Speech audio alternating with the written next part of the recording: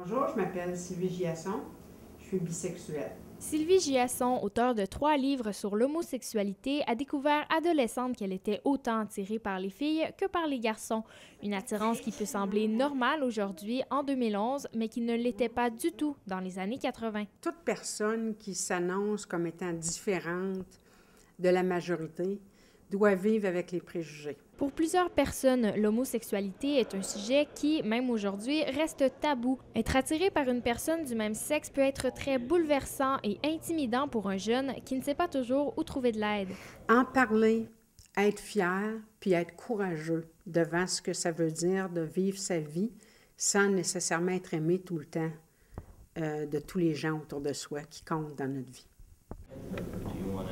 Jérémy Diaz, étudiant en psychologie à l'Université d'Ottawa, a lui-même été la cible d'intimidation à cause de son homosexualité. Il est le fondateur de Joyce Vision à Ottawa, qui est un centre pour les jeunes victimes de harcèlement. Nous, principalement, fait des ateliers et des conférences pour engager les jeunes dans des conversations. Pour arrêter le harcèlement ou l'intimidation contre les gays et lesbiennes, on doit le faire dans une façon que tout le monde peut comprendre. Le grand défi pour un homosexuel, c'est de sortir du placard, faire son coming out et s'avouer gay ou lesbienne devant ses proches. Pour mes parents, ça a été excessivement difficile, vraiment beaucoup. Ça a pris beaucoup de temps avant qu'ils puissent se faire à cette idée-là. Selon le rapport Kinsey sur le comportement sexuel humain, 2 à 7 des hommes et 1 des femmes se considèrent comme étant homosexuels. Selon Gay Écoute, les jeunes homosexuels représenteraient une proportion significative, mais encore ignorée, des tentatives de suicide. Jérémy Diaz, quant à lui, dit que la population est mal informée. On trouve que la majorité des personnes ne sont pas homophobiques, mais plutôt sont pas, ils savent pas, ils comprennent pas c'est quoi une gay, c'est quoi une lesbienne, c'est quoi un bisexuel. C'est ici, sur la rue Bank à Ottawa, qu'a été inauguré officiellement le quartier gay il y a environ un mois. Un quartier où les gays et où les lesbiennes peuvent se promener et s'afficher librement. Un quartier qui vibre aussi sous les couleurs de l'arc-en-ciel.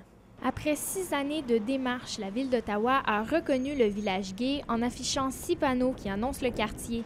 Ces panneaux sont bien visibles, juste au-dessus de la rue Bank. Pour la communauté gay, c'est quelque chose qui voulait depuis longtemps. C'est toujours un peu difficile quand il y a d'autres qui ne veulent pas avoir cette étiquette sur un certain endroit, mais je pense que ça fait du mal à personne.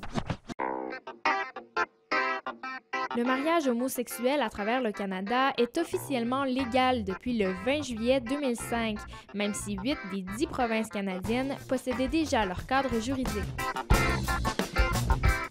J'ai passé les 4 premiers Noëls après mon coming out, je les ai passés seule avec ma copine de l'époque, à ne pas pouvoir aller dans ma famille pour Noël, ce qui était excessivement difficile.